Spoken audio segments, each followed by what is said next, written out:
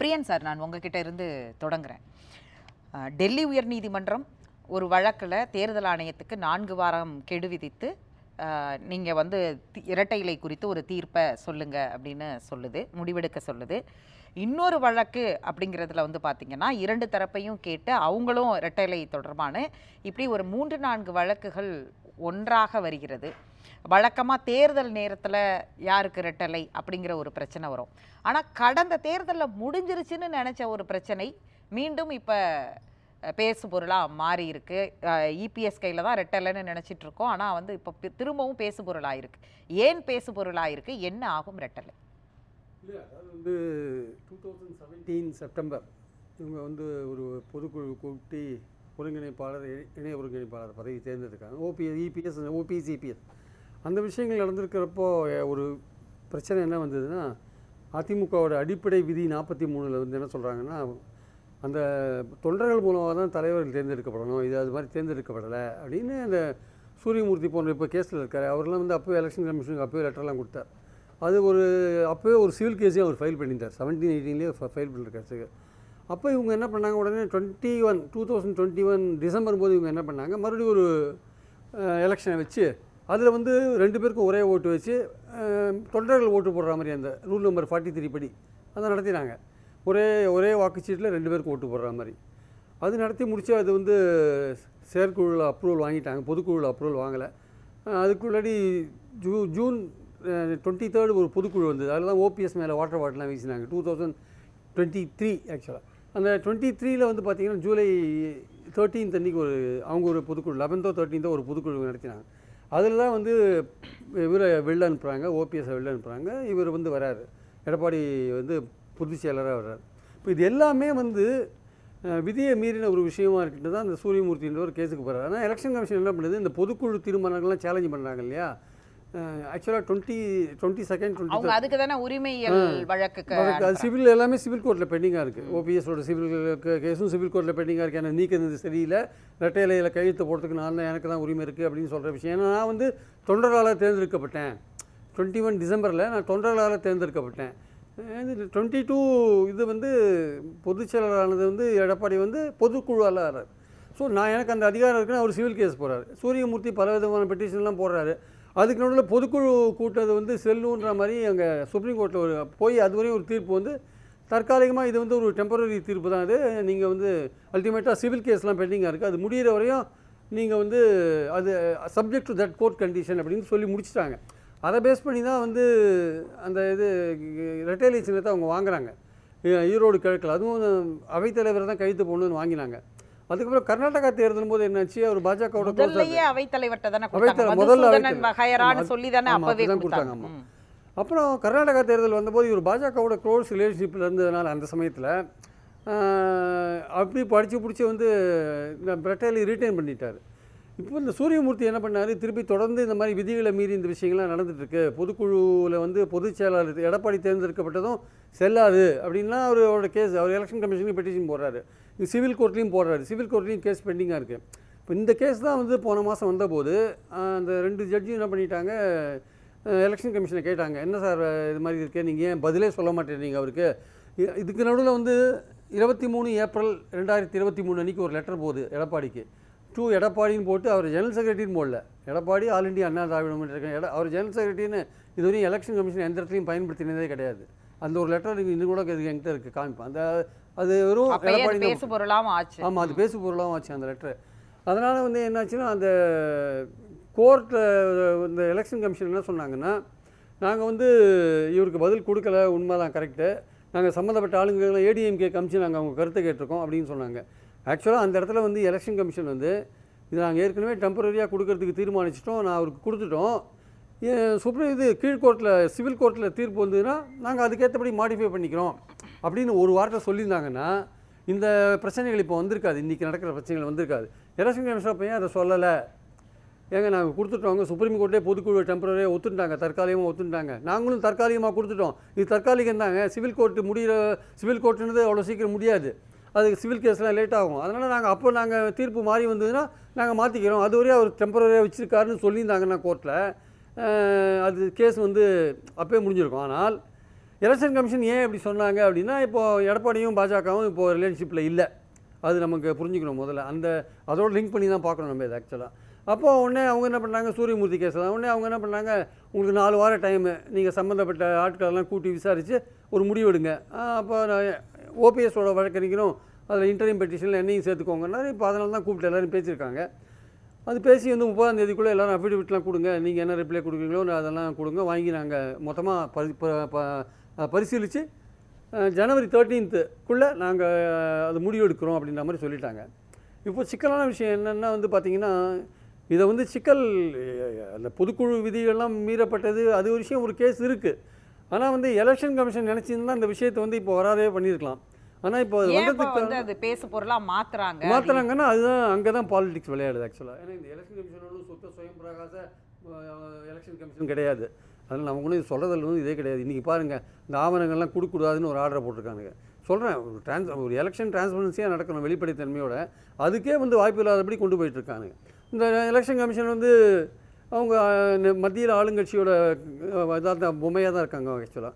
அதனால் அவங்க வந்து இந்த கான்ட்ரவர்சியை அவங்க வந்து கிளப்பி விட்டதை வந்து எலெக்ஷன் கமிஷன் வந்து ஏதோ ஒரு மோட்டிவ், எலெக்ஷன் கமிஷன் நான் சொல்கிறது நீங்கள் பின்னாடி எந்த கட்சி மத்தியில் ஆடுறதோ அந்த கட்சியை எடுத்துக்கணும். அந்த கட்சி ஒரு மோட்டிவோட தான் அதை பண்ணுறாங்க ஆக்சுவலாக. என்ன மோட்டிவ் இருக்க முடியும்? அதாவது ஒரு தேர்தலை சந்திச்சிட்டாரு, பி ஃபார்மில் அவர் கையெழுத்து போட்டாரு. அப்படி இருக்கும் பொழுது என்ன மோட்டிவ் இதில் இருக்குது? இப்போ என்ன மாதிரி இது அடுத்த கட்டமாக நகர வாய்ப்பு? அவங்களுக்கு வந்து இப்போது எடப்பாடியை வந்து வழி கொண்டு வரணும் கூட்டணிக்கு. அவருக்கு 2 ஆப்ஷன் ஓப்பன் ஆகிருக்கு. ஒன்று தாவேகா ஆப்ஷன் ஒன்று இருக்குது, பிஜேபி ஆப்ஷன் ஒன்று இருக்குது. அவர் எப்படியாவது பிஜேபிக்கு கூட்டின்னு வந்துடணும்னா அவங்க நினைக்கிறாங்க. பிஜேபிக்கு ஏன்னா இவர் வந்து தாவேகா அணிக்கு போயிட்டார்னா அப்புறம் பிஜேபி 3வது அணியாக போய் அதுக்கு ஒன்றும் அதுக்கு வாக்கு 4 எம்எல்ஏவே மீண்டும் வருவாங்களா டவுட். அதனால் எப்படியாவது ஏடிஎம்கே நம்ம கூட்டணிக்கு கொண்டு வரணுன்ற ஒரு ஐடியாவில் பண்ணுறாங்க. இவங்களும் வந்து சுத்தமாக பிஜேபி வேண்டாம்னு எடப்பாடியெலாம் சொல்கிறாங்களே தவிர, ஏடிஎம்கேலையும் வந்து பிஜேபியோட ஒரு உறவு கொள்ளணுன்ற மாதிரி வேலுமணி தங்கமணி போன்றவர்கள்லாம் இருக்கிறதா அந்த கட்சிக்காரங்களே சொல்கிறாங்க. அதனால் ஏன்னா அவங்களுக்கு வந்து கொங்கு மற்றும் தெற்கு சைடில் பார்த்திங்கன்னா பிஜேபியோட கூட்டணி வந்து அவங்களுக்கு ஹெல்ப்ஃபுல்லாக இருந்திருக்கு. வரப்போகிற 21 தேர்தலில் அவங்க 75 இடங்கள் வாங்கினாங்க. ஆன்டி இன்குபன்சி போய் கூட 19 பார்லிமெண்ட்டில் நீங்கள் 38 இடங்கள் தோற்று கூட 21 அசம்பிளி எலெக்ஷனில் நீங்கள் பாஜகவோட கூட்டணியில் இருந்தீங்க. 75 இடங்கள் வாங்கினது ஈவன் ஜெயலலிதாவே 65 இடங்கள் தான் வாங்கினாங்க. இவங்க 75 இடங்கள் வாங்கினாங்க. அது வந்து பாஜகவோட அதிமுக கூட்டணி ஒர்க் அவுட் ஆகுது. அப்போ பாஜகலையும் என்ன நினைக்கிறாங்க, தமிழிசை போன்றவர்கள்லாம் பேசுகிறாங்க, நாங்கள் வந்து பாஜக அதிமுகவோட கூட்டணி தான் பெட்டர்னு. இப்போ 2 சைட்லேயுமே ஏதோ ஒரு சேர்ந்து செயல்படணுன்ற ஒரு விருப்பம் இருக்குது. அதுக்கு நடுவில் சில இடைஞ்சல் இருக்குது. இப்போ ஏடிஎம்கேல சிலவர் பிடிக்காத இருக்காங்க. அதனால் எடப்பாடியே கூட 2 மனம் வேண்டும்ன்ற மாதிரி அவர் அங்கே ஒன்று பேசுகிறாரு. அவங்க கட்சிக்குள்ளேயே ஒரு டிவைடடாக இருக்குது ஒப்பீனியன். பேசுறதான் இவ்வளவு நாள் எடப்பாடி என்டாஸ் பண்றாரு. இன்னும் சொல்ல போனா வந்து அவருடைய கருத்தை தான் இவர் பேசுறாரு. இவர் பேசினதை நான் ஏத்துக்கிறேன், அவர் தான் என் கருத்துன்னு சொல்ற அளவுக்கு பத்திரிகையாளர் சந்திப்புல. அதனால் ஜெயக்குமார் ஒரு இடத்துல கூட பாஜகவுக்கான சமிகைகளை சொல்லவே இல்லை, நேர் எதிராக தானே பேசுறாரு. அவரை பொறுத்த மட்டும் பாஜக வந்து அவருக்கெல்லாம் நஷ்டம் ஆக்சுவலாக. அவரால் வின் பண்ண முடியாது. அவர் ராயபுரம் ஏரியா அப்படிப்பட்ட ஏரியா. பாஜகவோட அதிமுக கூட்டணியில் இருந்தால் தோற்றுருவார் அவர் ஆக்சுவலாக. அதான் உண்மை. அதே மாதிரி பார்த்தீங்கன்னா சிவி சண்முகத்துக்கும் அதே மாதிரி தான். அங்கே இருக்கிற 15,000 முஸ்லீம்ஸ் அவருக்கு ஓட்டு போடல, அதனால் அவர் தோத்தார் ஆக்சுவலாக. அதே மாதிரி சவுத்தில் வந்து பாஜகவோட கூட்டணி தான் பெட்டர். நீங்கள் பை கெமிஸ்ட்ரி பார்த்தீங்கன்னா பாஜகவுக்கும் அதிமுகவுக்கும் ஒர்க் அவுட் ஆகுமான்னு ஆகாது. அரித்மேட்டிக்காக ஒர்க் அவுட் ஆகும். 21 75 இடங்கள் வாங்கினாங்க. அதுக்கப்புறம் பார்த்தீங்கன்னா இப்போ நடந்த பார்லிமெண்ட் தேர்தலில் சில தொகுதிகளில் திமுக கூட்டணியை விட பாஜக அதிமுக அவங்க ஓட்டை கூட்டி பார்த்தா சில தொகுதிகள் அதிகமாக வாங்கியிருக்காங்க. வேலுமணி என்ன சொன்னார், பாஜகவோட கூட்டணியில் இருந்தால் 35 இடங்கள் வந்திருக்குன்னு தானே சொன்னார். வேலுமணி எலெக்ஷனுக்கு அப்புறம் சொன்னார்ல. அது மாதிரி இப்போது இதில் பாஜகலையும் சொல்கிறாங்க இல்லையா, அது மாதிரி அதிமுகவோட கூட்டணி இருந்தால் பெட்டராக இருந்திருக்கும்னு சொல்கிறாங்க இல்லையா.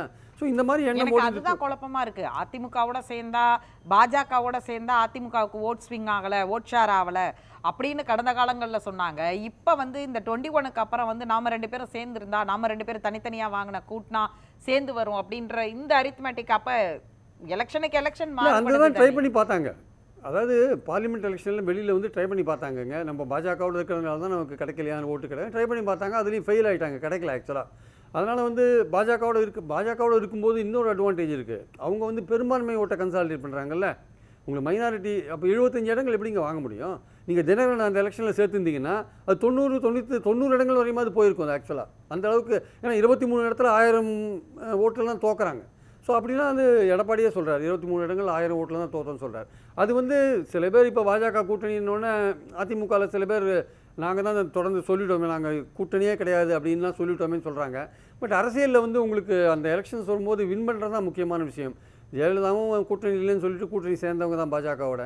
அதனால் பாஜகவுக்கு என்ன இருக்குன்னா, சரி இவரை வந்து எடப்பாடியை வந்து அவங்க முழுசாக நம்புறதுக்கு தயாராக இல்லை.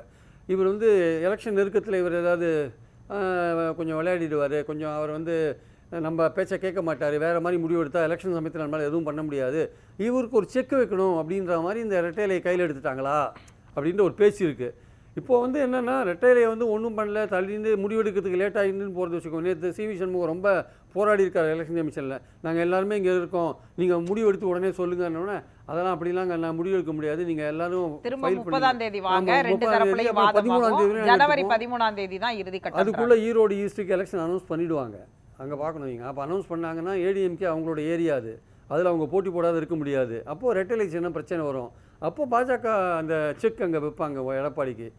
இவங்க எடப்பாடியை கேட்டால் சொல்லுவார், அதெல்லாம் ஒன்றும் பெரிய விஷயம் கிடையாதுன்னு சொல்லுவார்.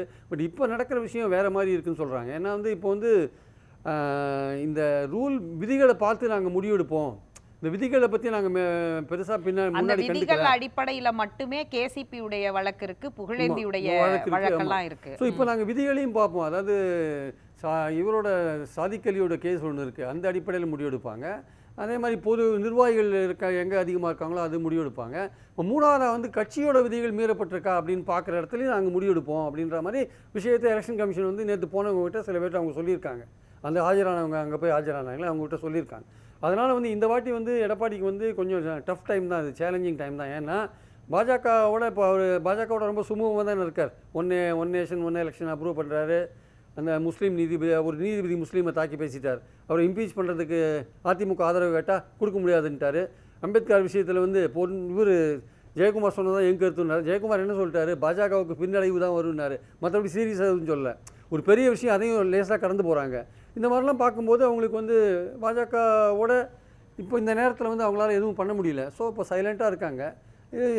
எலெக்ஷன் கமிஷனோட முடிவை வச்சு எலெக்ஷன் கமிஷன் என்ன நினைக்குது, இது பாஜக என்ன நினைக்குது. இப்படி ஒரு சிச்சுவேஷன்னா ஓபிஎஸ் மற்றும் டிடிவி அவங்களுக்கெல்லாம் என்ன மாதிரி இந்த வழக்கில் இருக்கு? ஏன்னா இதில் ஓபிஎஸ் தரப்புல இருந்து தான் புகழேந்தி அட்ரஸ் பண்ணார் ஆரம்ப காலத்துல இருந்து. இப்போ அது எப்படி ஆகும் அப்படின்னு ஒரு இதில் ஓபிஎஸ் கேஸ் தான் முக்கியம். அவர் வந்து ரெட்டையிலை முடக்குன்றது அவருடைய வாதமாக இருக்காது, இருக்க முடியாது, பண்ணவும் மாட்டார். ஸோ அதனால் அவருடைய பாயிண்ட் என்னென்னா, நான் கையெழுத்து போட்டால் தான் ரெட்டையிலை செல்லும். 21 டிசம்பரில் வந்து நான் தான் பொது தொண்டர்களால் தேர்ந்தெடுக்கப்பட்டேன், அதனால் நானும் சேர்ந்து கையெழுத்து போட்டால் தான் ரெட்டையிலை செல்லுபடியாகும், என்னை நீக்கினது செல்லாதுன்றது அவருடைய பாயிண்ட்டு. அதனால் ரெட்டையிலை கையெழுத்து போடுற உரிமை எனக்கு கொடுங்கன்னு கேட்பார் அங்கே போயிட்டு. அது எலெக்ஷன் கமிஷன் வந்து விதியை பார்த்து மூவ் பண்ணும்போது ஜூலை 11 13 நடந்த பொதுக்குழு இருக்கல 22ல் அதை வந்து அவங்க கணக்கில் எடுத்துட்டு, அது இல்லைங்க அதில் இந்த விதிப்படி அந்த இது நடக்கலை, பொதுக்குழு நடக்கலைன்னு நாங்கள் ஒரு முடிவு எடுக்கிறோம் அப்படின்னு ஏதாவது முடிவு எடுத்து நாங்கள் அது வரையும் முடக்கிறோம், சிவில் கேஸ் முடிவு வரையும் முடக்கிறோம்னாங்கன்னா, முடக்கணுன்ட்டு ஓபிஎஸ் கேட்க மாட்டார், முடக்கினா வந்து அவர் கொஸ்டின் பண்ண மாட்டார். ஏமா நான் வந்து எடப்பாடிக்கு செக் வைக்கணும் இல்லையா? ஸோ அந்த இடத்துல வந்து இப்போ எடப்பாடி வந்து ஒரு சிக்கலில் மாட்டிகிட்டு இருக்கார். ஆனால் அவங்கள கேட்டால் என்ன சொல்கிறாங்க, இதெல்லாம் எங்களுக்கு ஒன்றும் பெரிய விஷயம் கிடையாது. என்னுடைய கேள்வி அதுதான். சிவி சண்முகம் சொன்னது மாதிரி சூரியமூர்த்திங்கிறவர் வந்து எங்கள் கட்சியிலே இல்லாதவர், அவர் கொடுத்த ஒரு வழக்கு வந்து எந்த வகையில் எங்களுக்கு வந்து ஒரு பெரிய பாதிப்பை ஏற்படுத்தாதுங்கிறது தான் அவர் நேற்றைய பத்திரிகையாளர் சந்திப்பில் சொன்னதுடைய சாராம்சம் இல்லையா? இல்லை, எலெக்ஷன் கமிஷன் நான் தான் சொல்கிறேன், எலெக்ஷன் கமிஷன் இந்த சூரியமூர்த்தி கேஸில் அன்றைக்கே அந்த விஷயத்தை கோர்ட்டில் முடிச்சிருக்க முடியும். அவங்க இதை ரப்பர் மாதிரி இழுக்கிறாங்கன்னா இதுக்கு பின்னாடி என்ன விஷயம் நடக்குதுன்றது பாலிடிக்ஸ் தான் நம்ம பார்க்கணும். ஆக்சுவலாக இந்த பாலிடிக்ஸ் தான் பின்னாடி ஓடின்னு இருக்குன்றது பொதுவான ஒரு எண்ணமாக இருக்குது. ஆக்சுவலாக பேசலாம்.